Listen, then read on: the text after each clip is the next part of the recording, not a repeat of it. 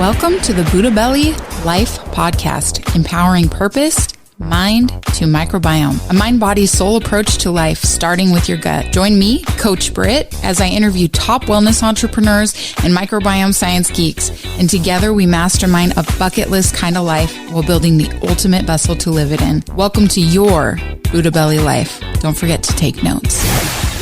Hey guys, welcome to the Buddha Belly Life Podcast. I'm Coach Britt, and we are in session 2 of our month's focus called Overgrown, which is all about bacterial overgrowth, specifically Sibo and gut bacteria, and what this looks like and the prevalence and how it's just affecting so many people. And again, we are joined today by Tracey Merritt, Regional Account Manager and Functional Medicine Consultant with Microbiome Labs. She shared a bit about her story and journey in health and wellness and with Sibo on our last session. So if you haven't caught that yet, you can go back and find it. And today, I know that she kind of probably got your wheels turning a little bit about how Sibo actually happens, how these overgrowths actually happen, which we didn't get divulged completely into. But we're going to go more into that in today's session. And so I'm really excited. So welcome back, Tracey. Thank you for being here. Thanks so much for having me again, Brittany. Yeah.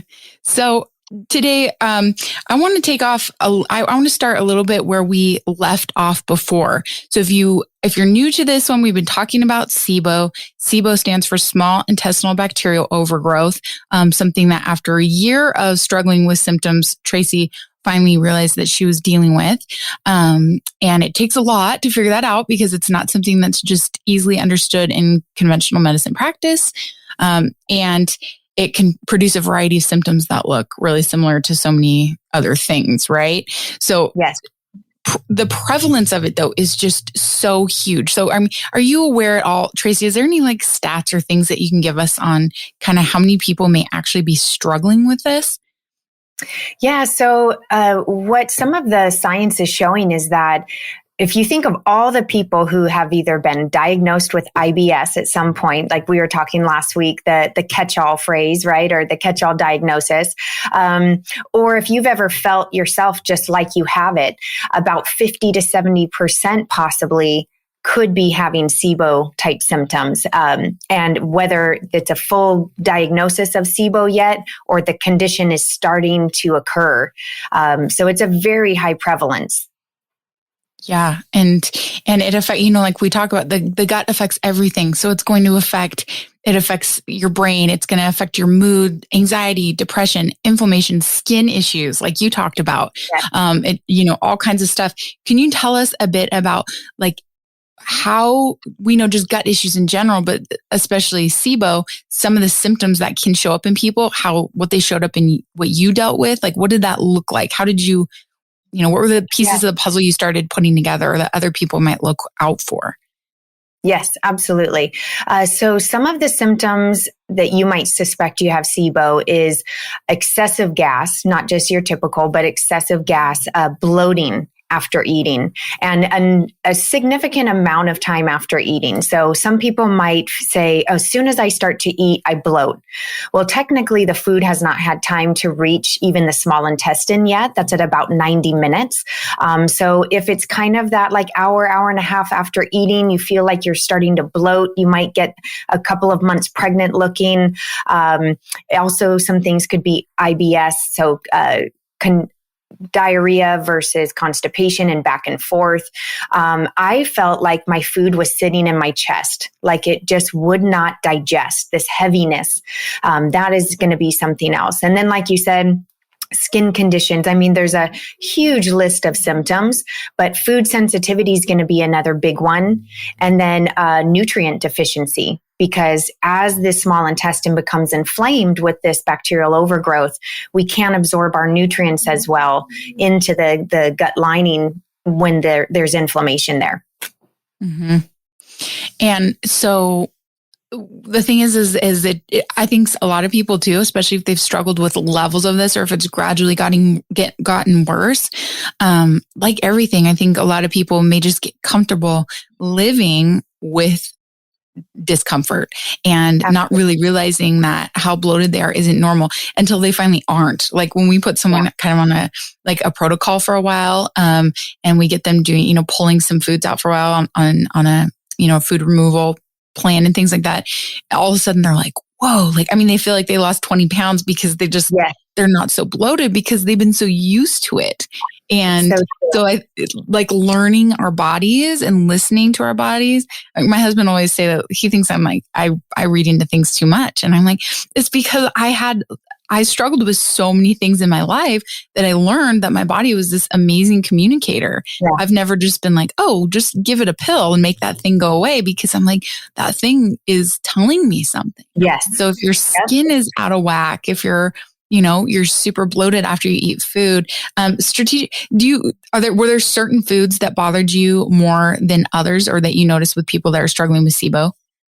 Absolutely. And two other, just symptoms that might be on people's radar as well. And it doesn't always mean SIBO, but be cautious of it, is going to be heartburn and reflux. Or diagnosed with GERD, because again, as that bacteria is fermenting, it's going to cause that gas. And for some people, it's the bloat or the flatulence. But otherwise, it's coming back up. It's actually pushing up on the esophagus and can cause some of that heartburn or reflux. But yes, foods, absolutely.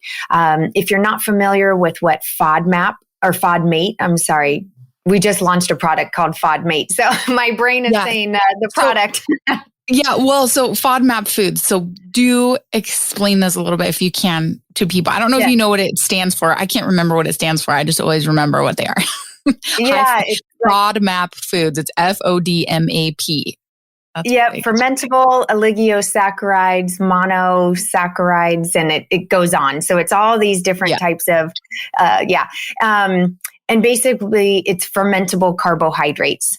So things like onions, garlic, broccoli, any type of cruciferous vegetables, artichokes, asparagus, all these foods that are so good for us. But when basically prebiotic food for our good bacteria, which stinks. They sure are, which is wonderful if it's getting fermented in the large intestine.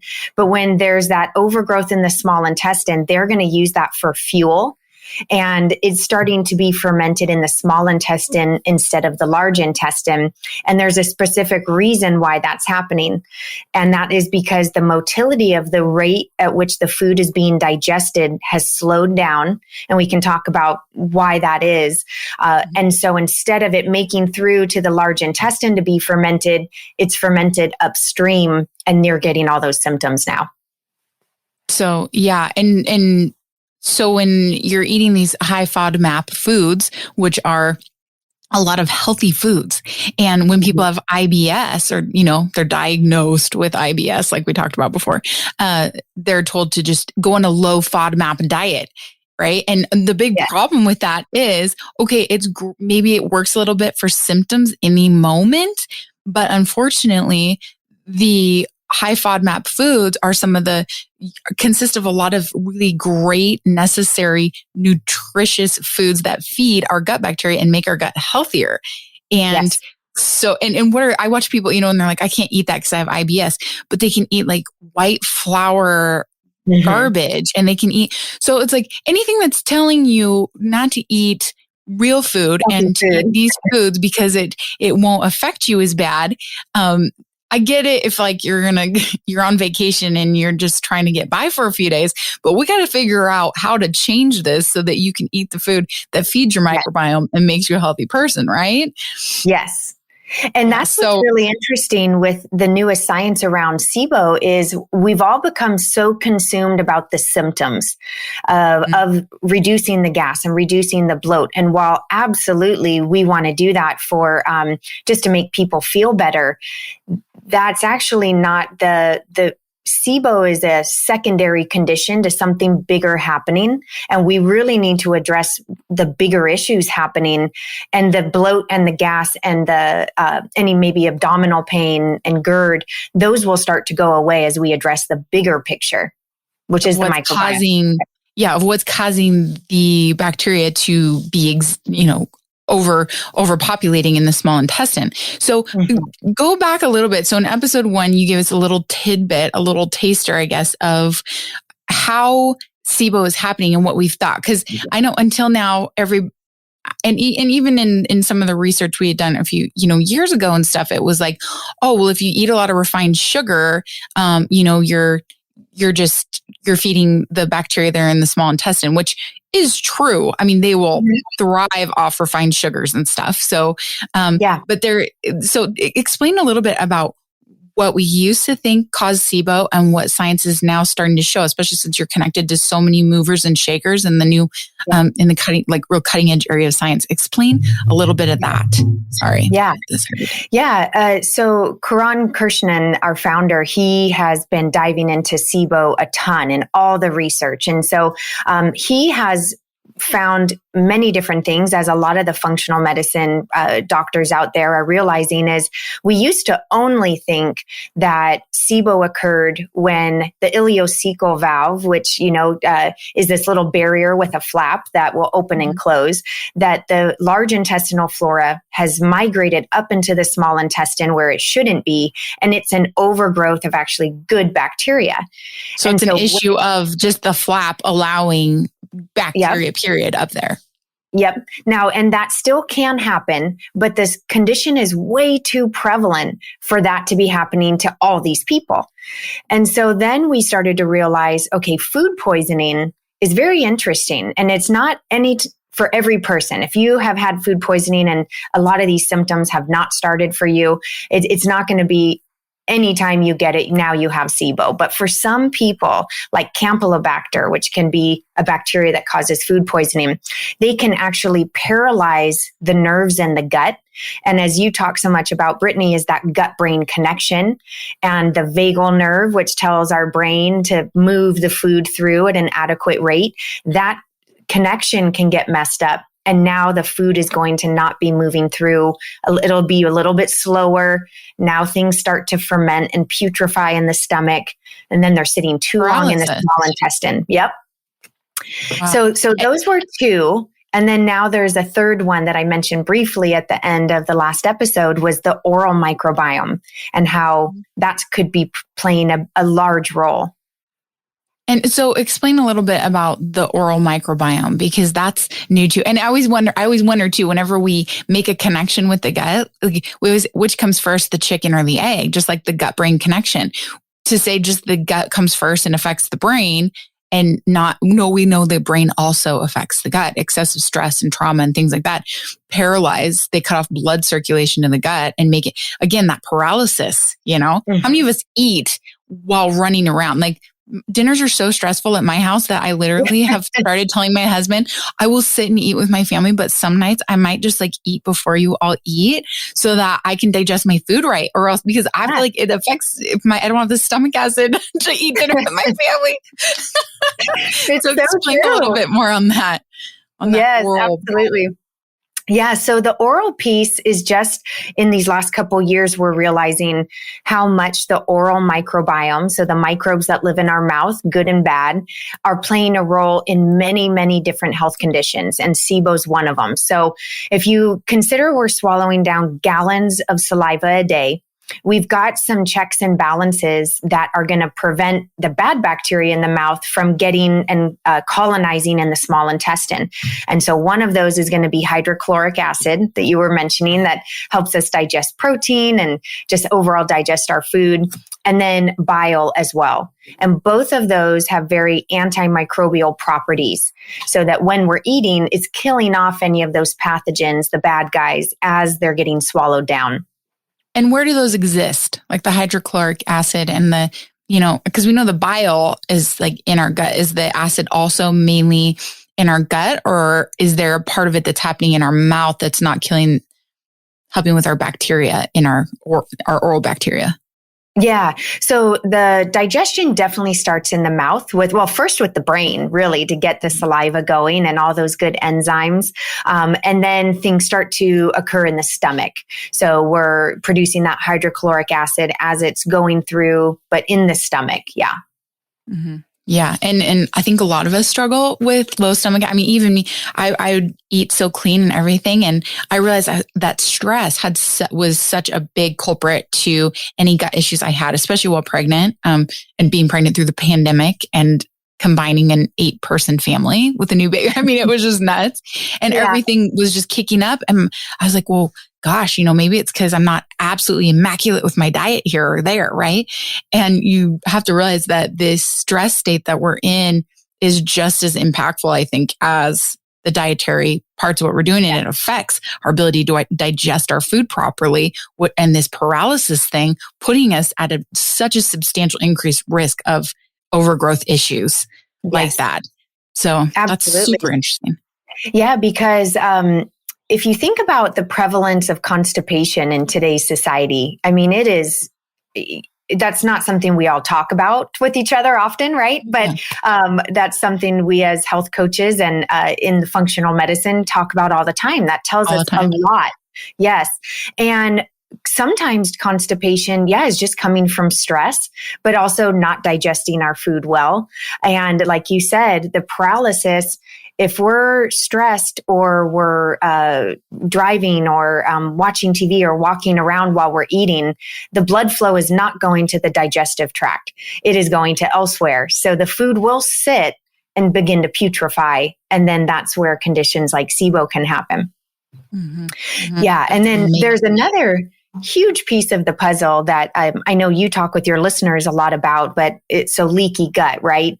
And so when we talk about that gut-brain connection, just the audience, don't forget that when there's those holes in the gut lining and there's leaky gut, there's something that occurs when we eat. We release something called lipopolysaccharides, but the short term is just LPS. It's something that, again, we release every time we eat, but it should stay should not be getting into the bloodstream. It should just stay in the gut. And as soon as that LPS can get into the bloodstream, because somebody has leaky gut, it can travel. And we're finding that the LPS is a piece of the puzzle of Sibo, because once it gets into the bloodstream, it can travel to joints and cause inflammation. It can travel up into the brain. They're finding that potentially Alzheimer's and Parkinson's have an LPS connection, but Sibo as well, because it will lodge itself into the base of the brainstem, inflame the vagal nerve, the dorsal vagal complex is what we call it, and then it's going to slow your motility. So again, it's this motility is your, the digestive process of food and elimination, right? Yep. At the rate which your food goes through the digestive tract. So it all comes full circle. Definitely. This is amazing. You guys, Tracey, this has been so jam-packed. I hope you guys take notes on all this. And in the next episode or the next session with Tracey, we're going to dive a little bit back into her story a little bit on what she did about her Sibo, how she has, gotten where she is now. We're going to talk about antibiotics, probiotics, anti-life, pro-life, and a few other things, and, what to look for in some of these things. So if you're struggling with something like this is going to give you some excellent insight as to where to go from here. So thank you, Tracey, and we'll see you guys next week. Thanks for joining us in this week's Buddha Belly Life podcast. For more episodes, coaching resources, and gut programs, visit buddhabellylife.com. Don't forget to put us in your schedule for next week. And remember, keep showing up and enjoy the journey.